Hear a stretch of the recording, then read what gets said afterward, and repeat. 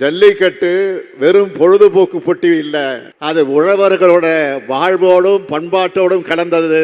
போட்டிகளை பாதுகாப்பாக நடத்துறோம், காளைகளை நமது குடும்பங்கள் கவனத்தோடு வளர்க்கிறோம்னு அழுத்தம் திருத்தமா வாதங்களை வச்சோம். திராவிட மாடல் அரசினுடைய தீவிர முயற்சியால் ஜல்லிக்கட்டு போட்டிகள் நடத்தலாம் என்ற வரலாற்று சிறப்புமிக்க தீர்ப்பை கடந்த ஆண்டு மே மாதம் உச்ச நீதிமன்றத்தில் பெற்றோம். இவ்வளவு தடைகளையும் திமுக அரசு உடைச்சு எரிஞ்சது காரணத்தினாலதான் இன்னைக்கு ஏறு தழுவுதல் போட்டி கம்பீரமாக நடக்குது.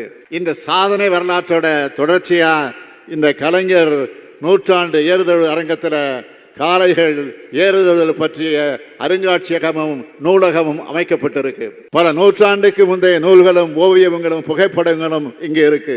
இதனை உருவாக்கி தந்த தமிழிணைய கல்விக் கழகத்துக்கு நன்றி. இன்னைக்கு தமிழர் பண்பாட்டு அடையாளமாக ஏறுதழுதலுக்கு நம்ம திராவிட மாடல் ஆட்சி அரங்கம் அமைச்சிருக்கோம்.